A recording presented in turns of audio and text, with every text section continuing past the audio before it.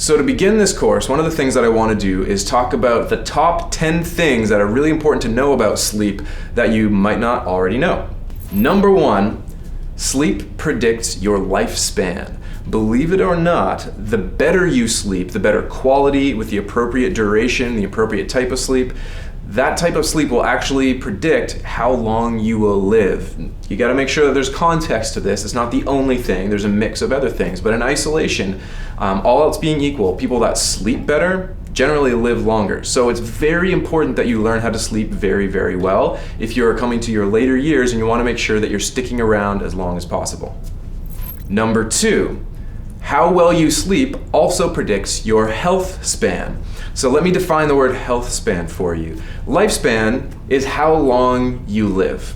Health span is how long you are healthy enough to maintain your self-sufficiency, to be able to rely entirely on yourself and not on the medical system, where you're not becoming a burden to the medical system. So your health span is how long you are actually going to live while being able to maintain your own lifestyle, maintain your own healthy habits without becoming reliant on someone else. And the better you sleep, the longer your health span. So number 3, quality sleep or a lack of quality of sleep is directly correlated with a lot of the big problems that show up that are health problems in midlife and later life. This can be everything from emotional issues such as depression or anxiety, big long-standing issues. It can be memory issues and cognitive functioning issues such as Alzheimer's or Parkinson's disease or dementia. It can also be in the form of cardiovascular issues such as your blood pressure or your heart rate or kidney problems. It also has to do with your life satisfaction. Every bit that you put into aiding how you sleep and how well you sleep gives you a better fighting chance to make sure these things don't show up and that they don't show up as early. So quality sleep is not only something that matters for sleep in isolation, it actually matters because it affects every other single system as well. It makes you significantly less likely to end up with all of these big scary health problems later on in life. Number 4, your sleep quality is significantly more complex than just how long you sleep. Sleep quality has to do with how quickly you fall asleep. It has to do with how often, or hopefully not often, that you wake up. And it also has to do with how you feel when you wake up and how you feel through the rest of the day. So sleep quality is not just a matter of staying in bed for the allotted amount of time, it's a matter of the rest of the pieces of the system as well, leading to a better overall sleep quality. Number 5, sleep is actually an outcome of a lot of other things that you do.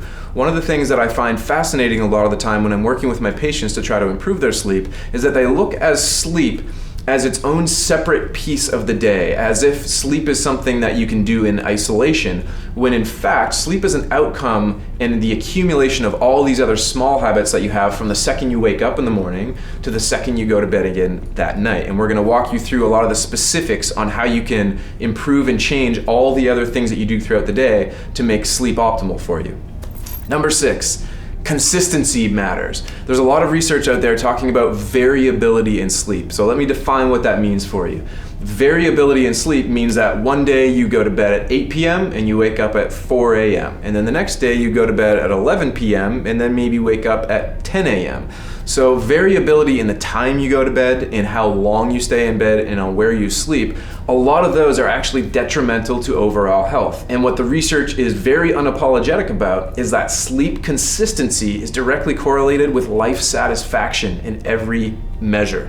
That's pretty important for you to know, because sleep is not just about the duration, it's not just about the quality of it, it's actually about doing it consistently over time. The more consistent you sleep and the better you sleep, the higher your overall rate of life satisfaction. Number 7, you can't catch up. One of the things that I heard all the time growing up from my parents was that if I had some reason that I wasn't going to sleep well for a couple of days, that I could make up for it over the weekend. And that's what a lot of people try to do, is they work very hard through the week, they sleep extra on the weekend. But the reality of it is, you can't actually catch up for it. Every single day is its own unit, meaning if you accidentally only sleep 3 hours one night, it does you no good to try to sleep 17 hours the next night. You need to view them as separate entities. They all average out over time, over the days, weeks, months, and years. But the reality is, if you missed a lot of sleep in one night, trying to catch up and make up for it later is not going to do anything for you.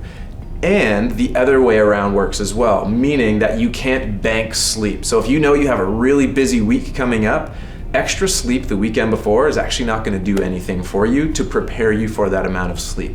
Once you get outside, above and beyond your kind of optimal range of sleep, it's not going to do much for you to add on top of that. And in a lot of people, it's actually going to be worse because it'll make them drowsy. So what we don't want to do is try to make up on sleep every time we miss it. And we don't want to try to have extra sleep when we know we're going into a busy season. We just need to stick to our consistent routine to try to make sure that we're doing it consistently as much as possible throughout the year. Number 9, alcohol does not make you sleep better. This is something that is very, very important to note, especially depending on the region that you are in the world and the culture that you grew up in and exactly how your relationship is with alcohol. Alcohol does not make you sleep better. It actually makes you sleep significantly worse. It makes you more likely to wake up more often. It makes you more likely to have to get up to go to the restroom. It makes you more likely to snore. It worsens things like sleep apnea. If anything, one of the only reasons alcohol may help you sleep is because it will help to shift a little bit of a mental state before you go to bed to physically and emotionally relax you. So some people will find alcohol might let them fall asleep easier, but what the research shows is for the vast majority of people, the quality of your sleep on the whole over time is significantly worse when you have alcohol in your system. So alcohol does not make you sleep better. Number 10, sleep is a trainable skill. Just like learning a second language, learning a new physical skill, or being able to take on some other trait as you age, it is a trainable skill.